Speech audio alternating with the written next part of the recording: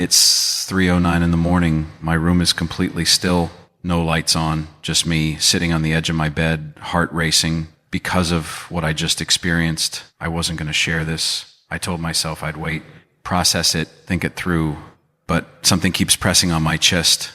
And I've learned when that feeling doesn't leave, you don't ignore it. I know how this might sound. I know. But if you're watching this right now, I need you to stay with me, because I don't think you ended up here by accident. There are moments in life, quiet, unexpected moments where something shifts, where the noise of the world goes silent and you feel seen. This is one of those moments. Not because of me, not because of anything I've done, but because something far greater than both of us has been unfolding and it has already been written. The question is whether you're paying attention. I wasn't, not fully, not until everything went quiet enough for me to hear. I've been studying the words of Jesus for a long time, not casually, not the way you read something when you need encouragement, when you're looking for a verse that fits the mood you're already in. I mean, the kind of studying where you sit with a single chapter for days, where you read it in the morning and it follows you to bed, where you wake up at odd hours and reach for it not out of discipline, but out of something closer to hunger. That's where I was a few nights ago. Luke 21, those ancient weighted words about signs and seasons and the things that must come to pass before this age draws to its close. I've read that chapter more times than I can count. I've heard sermons on it. I've underlined it and written notes in the margins. I thought I knew it, but something was different that night. Maybe it was the quiet. It was late, well past the hour when the rest of the house had gone still, when even the street outside had emptied of its noise. I had one lamp on, just enough light to see the page, and I was reading slowly the way you read something when you're not in a hurry to finish it, when you want to feel the weight of each sentence before you move to the next. And I stopped at verse 8. See to it that you are not deceived. For many will come in my name, saying, I am he, and the time is at hand. Do not go after them. I've read that warning a dozen times, but that night I didn't move past it. I sat there, because something about the phrase, the time is at hand, landed in me differently, not as a historical footnote, not as a theological category, as something alive, something pressing. And then I can't fully explain this. It was as though the chapter opened up in a different direction, like I had been reading a map and only now realized I had been holding it sideways. Because I realized I had been reading these words as if they described events, distant future events, things that would one day happen to other people in another age. And I had been using that. Distance is a kind of buffer, a comfortable space between the prophecy and my own life, but he wasn't speaking about events in isolation. He was speaking about a condition of the heart. He was describing what it looks like when human beings are alive during the closing of an age and don't know it, don't feel it, don't recognize the weight of the moment they're standing in. And that stopped me completely. I put the book down. I leaned back and for a long moment I just sat there in the half dark, and I thought about all the people I know, people who love God, people who pray, people who show up on Sunday mornings and mean it, people who would say without hesitation that they believe, genuinely believe that Jesus is coming back. And I thought, how many of us are actually living like that's true, not performing it, not saying it, living it, in the private, ordinary, unseeing moments of a Tuesday afternoon, in the way we spend our anger, in the conversations we keep having with ourselves at 2 a.m, in the relationships we've been meaning to repair for months, in the forgiveness we've been withholding because we're still waiting to feel ready to offer it. How many of us are living like the time is at hand, and how many of us are living like it isn't? I went back to the chapter and I began to read it again, but this time I read it the way you read a letter from someone who knows you, not from the outside, from the inside, someone who has already seen how the story ends and is trying gently, urgently to help you understand what the middle means. 7 signs, 7 distinct moments that he described not as isolated prophecies, but as a pattern, a sequence, a rhythm of events that would build one upon another until the fullness of what has been promised finally arrives. And here is what I need you to hear. I'm not a prophet. I'm not standing here telling you I received a vision, that an angel appeared in my room, that God spoke to me in an audible voice. I'm not saying that. What I'm saying is, far simpler and, in some ways, far more unsettling. I'm saying that when I began to trace these 7 signs not as ancient history, not as future abstraction, but as living, breathing, present tense realities, I could see them right now, right here, in this month, in this season, in the world you and I are waking up to every single morning. Nations in conflict, earthquakes in places that haven't shaken in a generation, famines not just in places we've learned to make our peace with from a distance, but spreading, economic structures groaning under pressures that economists keep calling unprecedented. The moral architecture of entire societies shifting in ways that would have been unthinkable 20 years ago. Voices everywhere, confident, persuasive, authoritative voices telling people what to believe, who to follow, where safety is. And the church, the beautiful, broken, struggling, enduring church caught somewhere. Between faithful witness and comfortable silence, I sat with all of that, and I didn't feel afraid. That's the part that surprised me most. Because I think when most of us imagine confronting this kind of material, the end of things, the signs of an age closing, we imagine it would feel terrifying, overwhelming, like standing at the edge of something you can't see the bottom of. But it didn't feel like that. It felt like awe, that particular kind of awe that comes when something vast and ancient suddenly becomes close and personal. When you realize that the God who spoke the universe into existence, who parted seas and raised the dead and walked out of a sealed tomb, that same God has been narrating history all along. And the chapter you are living in right now is not a footnote. It is not a parenthesis. It is not the boring middle part before the good stuff starts. This is the part he was always moving toward. And he left markers along the road so that those who were paying attention would recognize it when they arrived here. Do you understand what I'm telling you? He knew you would be here. He knew this specific generation would be the one reading these words during this specific convergence of events. And he didn't leave you without guidance. He didn't leave you to piece it together on your own from fragments and rumors and the noise of 1,000 competing voices. He left you the truth, written down, preserved across centuries, carried through empires and persecutions and translations and arguments and reformations and revivals, delivered intact into your hands. The question he is asking, and I believe he is asking it right now, in this moment as you watch this, is not whether you have access to what you need. The question is whether you are paying attention. I stayed up until almost 5 that morning. Not because I was afraid to sleep, not because I was anxious or spinning with dread, but because something in me didn't want to leave the room I had entered. There was a quality to that silence, to that lamp, to that page, to that feeling of being utterly small inside something utterly enormous that I didn't want to walk away from too quickly. And somewhere in the stillness of that early morning, I felt something shift inside me, not a dramatic shift.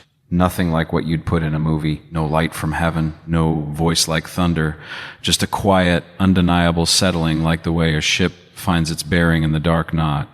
Because the storm has stopped, but because the navigator finally looks up from the wrong chart and finds the right star. I felt for the first time in a long time like I was standing in the right direction. And this is what I couldn't shake. This is what kept me awake even after I finally put the book down. I thought about all the people who are not feeling that, all the people who are exhausted, who are overwhelmed, who are carrying things they've never told anyone and going to sleep every night under the weight of them. People who believe, who genuinely, sincerely believe, but who have slowly, quietly, almost without noticing it, drifted into a kind of spiritual sleepwalking, where the words are still on their lips, but the fire has gone low, where they still show up, but they can't remember the last time showing up felt like coming home. I thought about them, and I felt something I can only describe as an urgency that wasn't mine, a pull that felt bigger than my own, concern, a sense that someone somewhere needed to say out loud what the page was already saying quietly. The season is changing, not someday, now. And the invitation, the same invitation he has always been extending in every age to every generation that found itself at a crossroads, is still open. Not to get your theology right, not to perform better, not to be more disciplined or more impressive or more certain than you feel right now, just to turn, to look up, to let the weight of this moment do what wait is meant to do, which is not to crush you, but to make you still enough to finally hear. That's why I'm here. Not because I have answers you don't have, not because I've seen something you're not allowed to see, but because that night, sitting in the quiet with a lamp and an open Bible and the strange, holy feeling that the ground beneath me was shifting in ways I couldn't fully name, I made a decision. I decided I wasn't going to keep this to myself, because if even one person watching this feels what I felt that morning, that settling, that turning, that quiet recognition that the moment you're in is more significant than you've been treating it, then this was worth saying. And I believe you're that person. I believe that's exactly why you're still here. We've been waiting for signs that look like spectacles. Loud, unmistakable, the kind of thing that stops traffic and empties rooms and makes even the most hardened skeptic go quiet. We've been waiting for something so undeniable that belief would require no courage at all, because everyone would see it, feel it, know it at the same moment. But Jesus never promised you that kind of sign. He promised something far more demanding.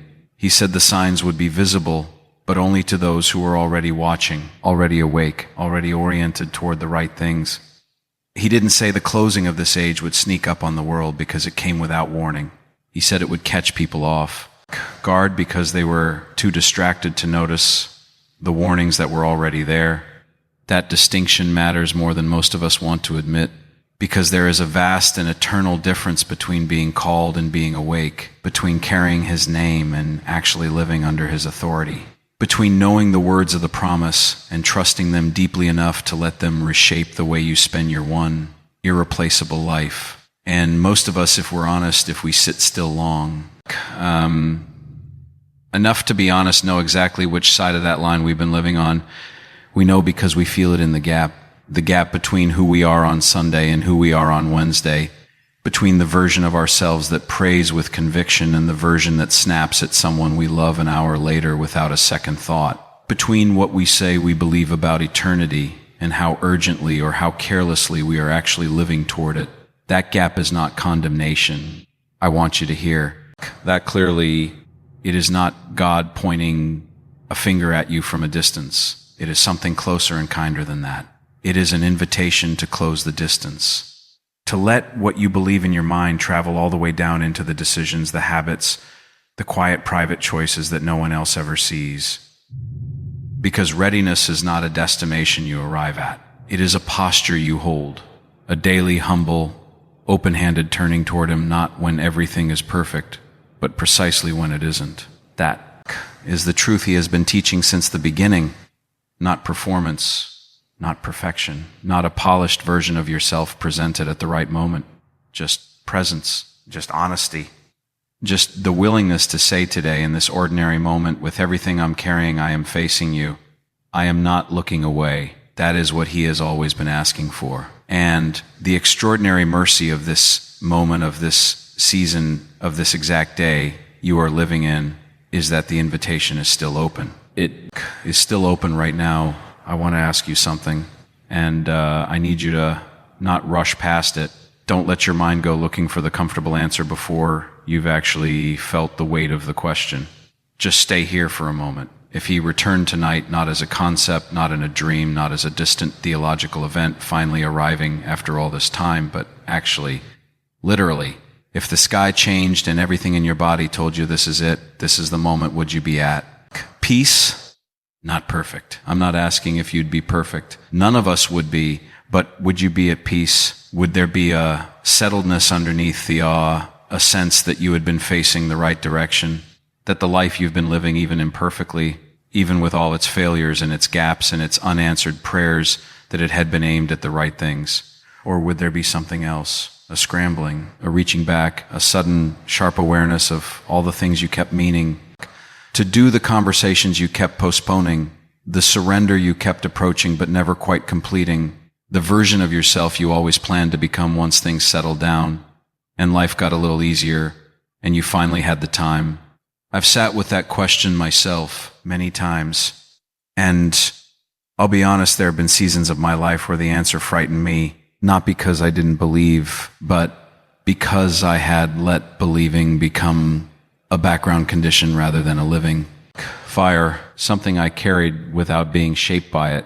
Something true that I had somehow stopped letting be transforming. And the terrifying thing, the thing that kept me awake that night far longer than I planned to stay up, is how easy it is to drift there, how gradual it is, how it never feels like a decision. It just feels like life, like being busy, like being human, until one night you sit still long enough to realize that somewhere in all the noise and motion, you stop listening for the voice that matters most.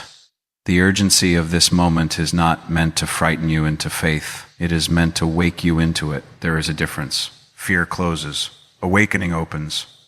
So I'm asking you again not to shame you, not to perform urgency for the sake of it, but because I believe with everything in me that the question deserves your full, honest attention right now. Where do you actually stand? Not where you intend to stand.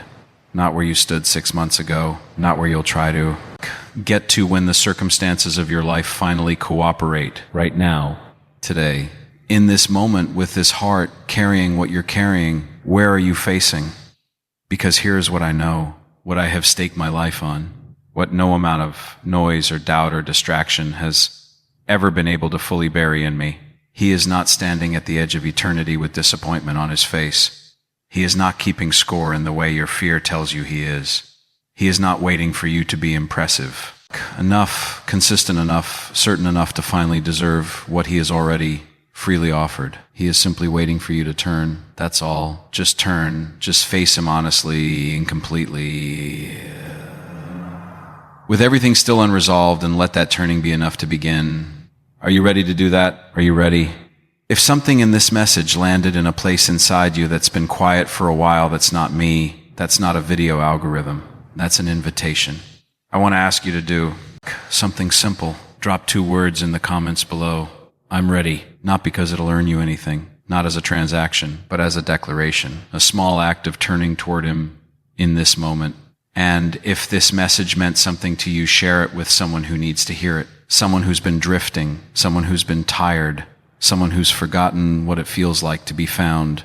He has not forgotten you. He has not grown impatient with you. He is not standing at the edge of history with disappointment on his face. He is standing there the same way he always has, with arms open, eyes full of grace, waiting. The only question left is this: will you walk toward him now, or will you wait until there is no more now left?